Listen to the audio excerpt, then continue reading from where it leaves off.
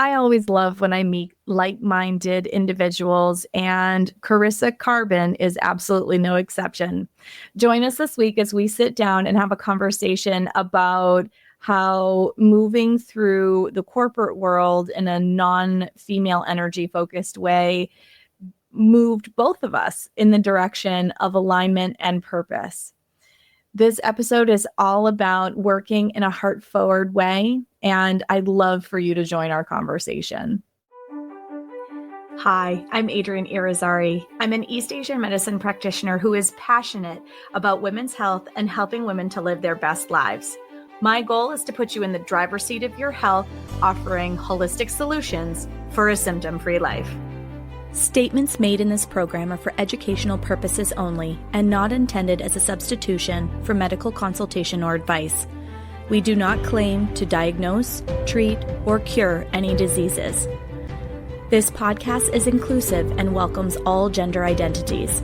The focus of the program is on biological function, and we will use the term women throughout, but it is referencing physiological and social challenges for biology, not identity. Come as you are, I am happy you're here and welcome all performances of identity. I hope you find something helpful in this show.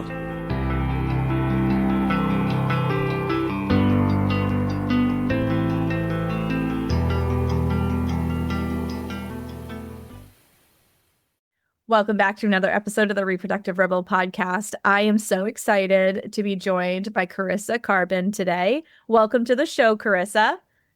Thanks, Adrienne. Excited to be here. So Carissa and I had a couple of amazing conversations, one just before this call and when she called for screening. And I was like, I absolutely have to have this person on my show. We have so many energetic beliefs that are aligned with one another. So share with our audience who you are and what you do. Yeah, thank you so much. You know, these intros are always difficult, right? It's like, what's the nutshell version of me and how do I fit into 3 sentences or less? But yeah, I'm really excited to be here. I've been on such a profound journey of really healing my relationship with the feminine. So I know that was something that you and I really connected on. I come from a very corporate masculine background and was embodying that energy for quite a long time. And it wasn't until about 5 years ago that I even started tuning into my cycle and understanding, oh, wait a second, maybe I shouldn't always be on 100% all of the time. And so it's been a really beautiful sort of unraveling as I've deconstructed, looked at the different beliefs that and the conditioning that made me believe I needed to be a certain way or do certain things in order to really be worthy or valuable. So as I've been deconstructing that and really healing this relationship with my feminine, it's been transformative and eye-opening, and it has changed everything. So I'm really excited to be here and have this conversation today. Awesome. So I am sure that as you guys listen to this little intro, you're like, oh, this is why Adrienne has this beautiful human on her show. So you started in the corporate grind. Yes, I have a background in engineering, started as a network engineer. So like very hardcore corporate, worked at a big networking giant for about 10 years. Oh, wow. That sounds a lot like my beginnings too. I started in the corporate world. I did work in nonprofits, which you'd think would be a little softer pace, but it's actually not. I worked in for-profit and nonprofit marketing and public relations for a while. So, I mean, we see how fast the news circuit moves these days. So it's a pretty high demand, high stress job. And I don't know about you, but I was probably the sickest of my entire life. And I say that and I laugh because I look back at it and I go, what the hell was I thinking? But when I was younger, I was just trying to prove my worth and work hard. And I thought that I had to work hard in order to prove my worth. Did you feel the same way? I see you nodding. Oh my gosh, so much. You know, I think it was really interesting. I was raised by a single parent, and my mom, you know, I noticed her kind of always struggling to make ends meet. You know, we didn't have a lot as I was growing up. She absolutely did the best that she could, and I'm incredibly grateful for everything she did. But I noticed her usually having like two jobs at a time and just always working. And very early on, I really internalized this conditioning of kind of the quote unquote right way to do things. And so as I went through high school and into college, I was like, okay, I need to check all these boxes, right? That this is my guaranteed path to success, to happiness, to fulfillment. And so as I was looking around at the culture and the conditioning and kind of the water we were swimming in, it was really this idea that I am what I do. And my value, my worth comes from how much I'm achieving.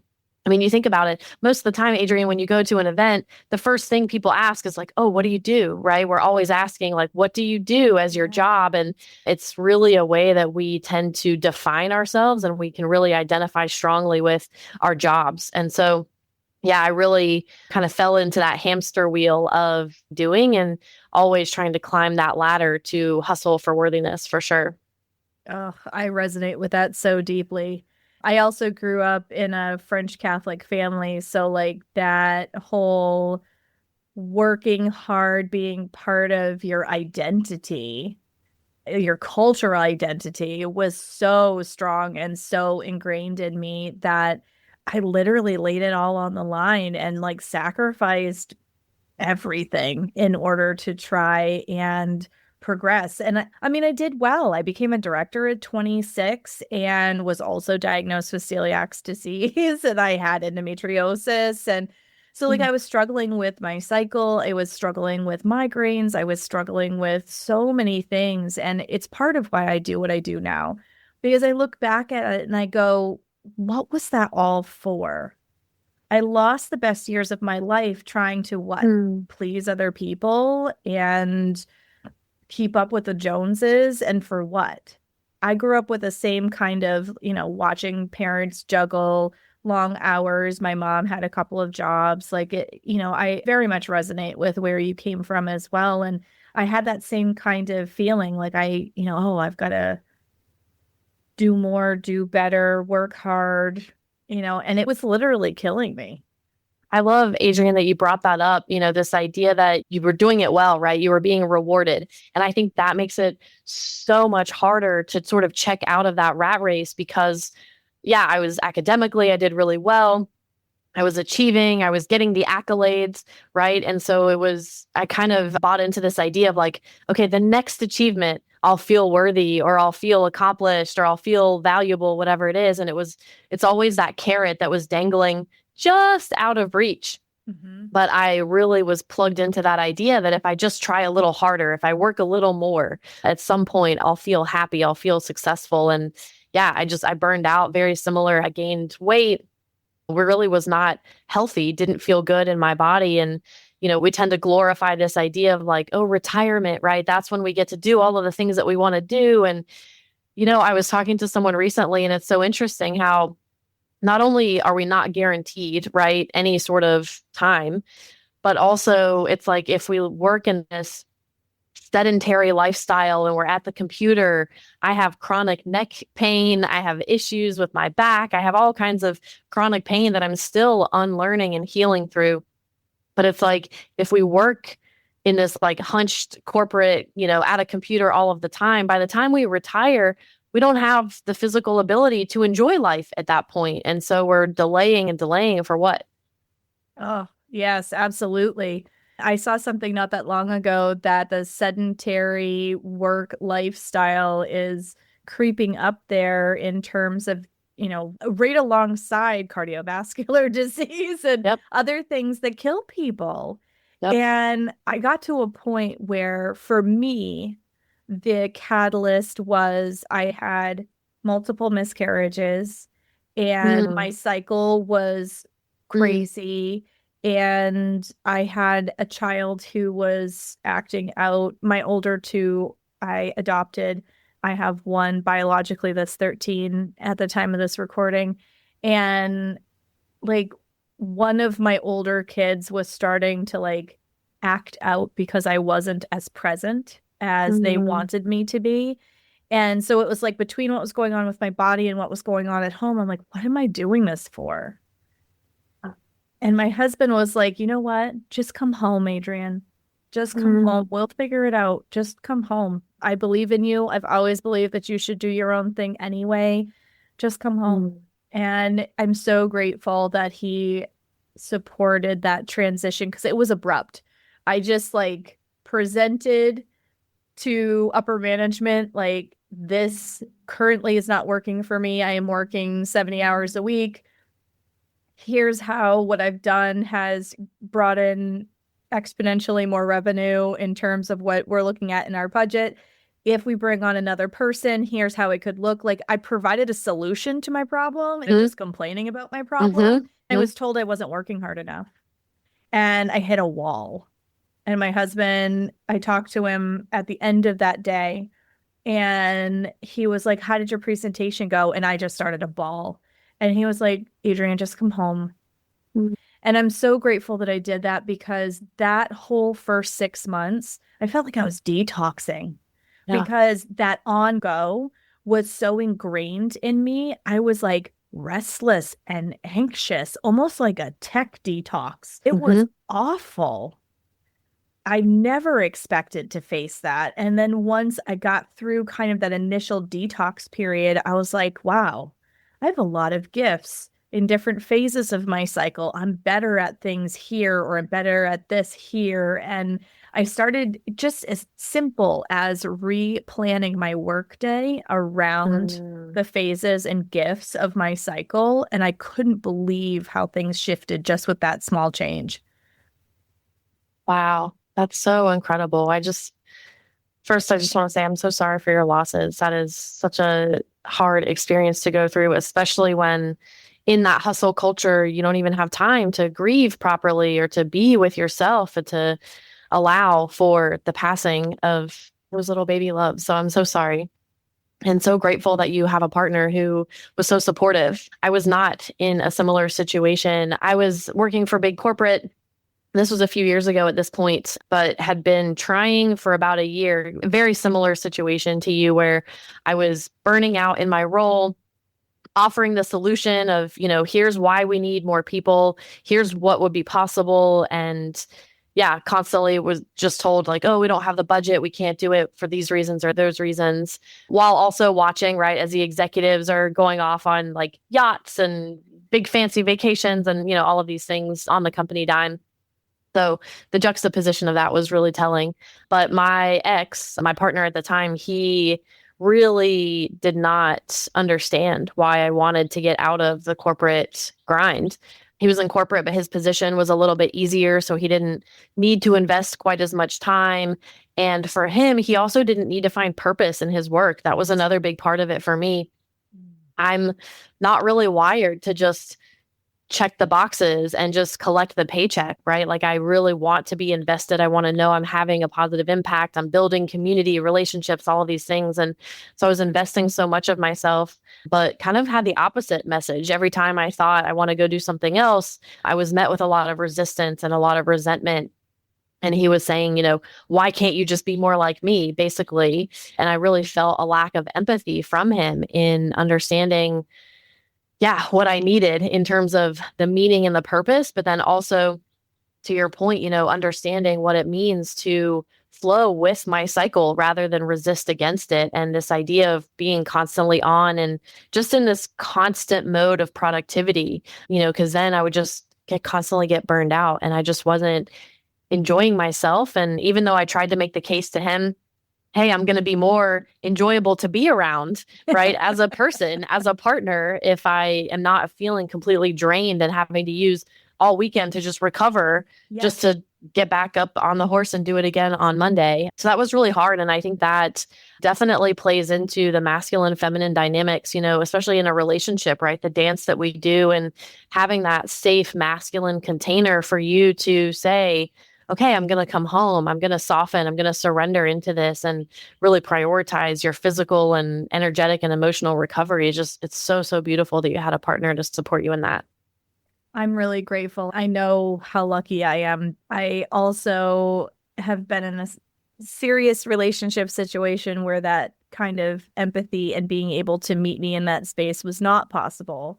And I held all of the energy, masculine and feminine, for the entire relationship. Yes, exactly. And I love what you said about it would take me all weekend to recover to get back on the horse again. Oh, I felt that sentence so deeply. It would take me all weekend to just rally and be like, okay. And I would dread Mondays. And I hated that I felt that way because I had never dreaded things in my life until I was at that brink of burnout when I'm like, just how the heck am I going to get through the next day, the next week? How am I going to continue this pace? And I resonate with what you said too about like, I feel like I have to do something with purpose.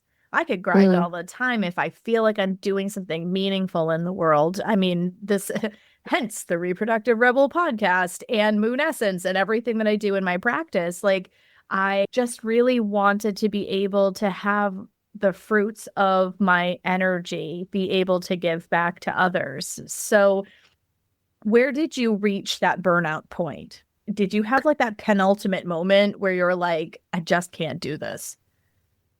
Several of them to varying degrees. I think something that was really hard for me that I'm sure a lot of people can relate to is also I've had a deep contemplative practice. I've been on this like introspective healing journey for awareness on top of it, where I was like, okay, I'm dreading this. I have the Sunday scaries, but I know better, right? I know that it's up to me to create my reality. I know that this is mindset related. I know this is all about my perspective.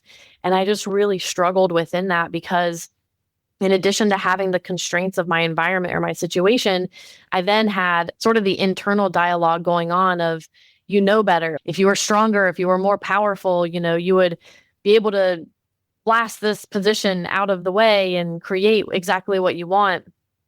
And so it was really interesting. The way I've come to think about it is, we talk a lot about the butterfly, right? And how the caterpillar needs to descend into this like existential goo in the chrysalis. And there's a lot of trusting the process. And we talk about that in order to emerge as a butterfly. But the part that I think is really interesting that we don't talk about as much is the act of breaking free from the chrysalis. If you ever see a butterfly acting to break out of the chrysalis, you might want to help the butterfly. Oh, let me help you, little buddy. But that can actually hurt the butterfly because the butterfly actually needs the struggle to break free of that chrysalis in order to build the strength of its wings. And I think about that a lot because I think that the chrysalis of corporate was really keeping me cocooned in. And even as I grew in my awareness, I grew in that discomfort of feeling like this is not aligned, this is not where I want to be, I can't do this anymore. It was really having the strength, the courage, and I would say the self-trust to break out of that environment to say, you know what? Maybe my lifestyle won't look the same, right? We talk sometimes about the idea of the golden handcuffs, right? I had the mortgage and the trappings of, keeping up with the Joneses and all of these things. And I had to really come to terms with myself to say, you know what? These are not the things that I need in my life. What I need is time. What I need is peace. What I need is to slow down. And so I was willing to give up those trappings, recognizing that they'd never made me happy, but they didn't define my worth or my value. And so being willing to let go of those things and trust, I will figure it out on the other side, whether that means waiting tables, whether that means taking on multiple side projects, whatever it is. It was really for me about cultivating that self-trust to be able to break free of that. Oh, I love that. I love that. It's like that idea. I have a dear mentor, and one of the things that she used to say a lot is leap and the net will appear. And that leap is so scary sometimes. So scary. I remember when I packed up my bag and walked out of that job, I was terrified. And because I had 3 younger kids at home, I had a mortgage. Okay. So talking about the golden handcuffs, I had the mortgage, I had the partridge in a pear tree, right? And I'm like, oh my gosh, how are we going to do this? This is the first time that like I've ever made a big leap like this that I didn't have a plan. And it was terrifying. And then I crossed the threshold of the front door, heading to my car, and I felt like 1,000 pounds came off my shoulders. And I was like, nope, this is exactly what I'm supposed to do. It's going to be okay. I don't know how it's going to be okay, but it's going to be okay. Yes. Oh, that's so powerful. I love that. Yeah, cultivating that self-trust. And I think what's really interesting in that leap and the net will appear metaphor, I love that. I also have what might be like a good news, bad news situation. I don't know. I'll end with the good news, but I think for me, I would say I did, you kind of asked and I jokingly said multiple times I had that moment of like, I can't do this anymore. So I think what has been really interesting as I reflect on my journey is I had multiple moments of jumping off the cliff and hoping that I was going to soar, I was going to fly, that I wouldn't need the net. Made for some rough landings. So I definitely had some rough landings, some bumps, some bruises. I think of the metaphor of just like a kid with like the sheet as a parachute or whatever it is. And, you're jumping off and then you go a little higher and a little higher. And there were a couple of times where, like when I left the corporate environment for the first time, went to work for a friend's startup, and it was a huge risk. I left a lot of money on the table in my corporate job, but I really believed in the vision for the startup. And within 2 months, it was very clear that it was not a good fit and it was not going to work out. So then I spent time, okay, let me go back to finding a job. And I got into corporate consulting, and that had its whole other slew of pros and cons. But it was interesting that I share this because there were times where I took that leap and it didn't necessarily pan out the way that I wanted, the way that I expected it to. I had the bruises, I had the bumps, maybe some light broken bones. But a lot of times I feel that people can create the story of, oh, I shouldn't have leapt because it didn't go the way that I wanted. It didn't go the way I expected, or I'm a little worse for the wear now. And for me, it's not about using that experience to say I shouldn't have leapt. It's, okay, what did I learn so that next time I leap, I can fly a little bit further. I can prevent the same thing from happening because now I have that experience. And so I can learn from it. I'm a little stronger because, maybe I'm developing the calluses or the, rough knees, whatever it is. And so I think that has been really important, is rather than viewing it as, oh, I failed because this didn't go the way I planned. This is life, right? This is all about experiences. It's all about taking those leaps. And now I've learned I'm stronger. And with those subsequent buildups of leaps, I was able to leap last year into this really beautiful scenario of traveling, having this sabbatical, checking off bucket list items I've wanted to for years, met this divine partner who I'm crazy about, and just relocated to paradise. And so it's like in those subsequent buildups, now I'm learning really what it means to fly. Oh, I love that. That's so beautiful. Well, and one of the things that has come out of all of these bumps along the way is your beautiful Heal Collective project. Can you talk about that a little bit? Absolutely. As I mentioned, I've been on this journey of contemplative practice, of introspection, of healing for quite a long time. And especially over the last 5 years, I've gone through the dark night of the soul and really peeled back to my core. Who am I? Where do these beliefs about myself come from? I was in a very deep depression for a couple of years, actually. My therapist actually diagnosed me with double depression because go big or go home, right? Turns out I had what's known as dysthymia, which is a low grade functional depression that's usually a result of childhood trauma. And then I had major depression on top of it. And I got to some really dark places, Adrienne. I really wasn't sure I wanted to keep living. I had a friend who had died by suicide a couple years prior, and I saw the impact that her loss had on her family, on her community, and really gave me the strength to say, okay, I'm not going to make that choice because it doesn't end the pain. It just transfers it to the people that I love the most. So, okay, if I'm going to continue moving through this life, what is that going to look like? No one's coming to rescue me. No one's coming to save me. I need to figure out how to do this for myself. So I really clawed my way back from the darkness into the light. And in doing that, what I learned is I really believe every single person needs to walk their unique path, but we don't need to do it alone, right? There are so many similarities in the human experience, in the emotions that we feel, even if our circumstances look really different. And I really want to provide a safe space, right? These containers of safety, of love, of being able to see people in exactly what you're experiencing, and that really created this vision for the Heal Collective. I've got a 4-phase plan. It's a very ambitious plan, but we're in phase 1 right now.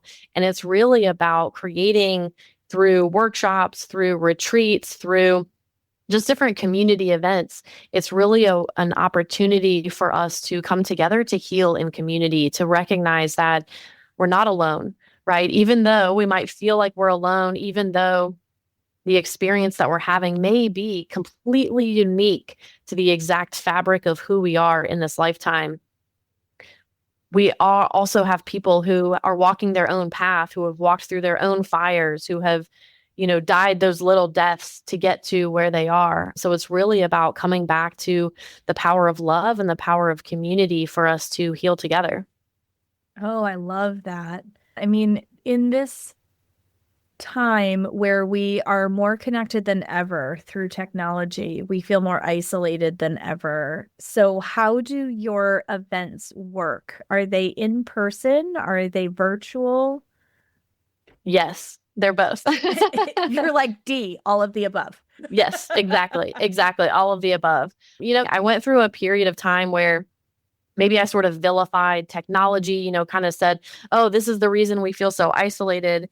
And as I've really shifted my perspective, I see how beautiful technology, it really gives us, it's all a tool, right? It's all in how we use the tool. So do we use it to post, this highlight reel of a life that we're not actually living, but we want to put on just another version of a mask? Or do we use technology as a way to actually bring us together? So offering, virtual workshops, because that allows us to connect with people all over the country or all over the world, even who we maybe never would have met. Some of my deepest, best friends live all over. We're scattered completely across the globe. And thanks to mostly voice notes and FaceTime, we're able to stay connected. We're able to share our journeys with each other. So for me, it's about using technology as an opportunity to bring us together and then to deepen those connections, ideally in person. So a lot of the retreats are in person because it gives us a chance to really immerse, to be together with one another, to get off of our screens, to check out of our routines and our daily habits and rituals, but using technology as a method to kind of create that spark of connection, to bring us together. And so, yes, all of the above. I love that.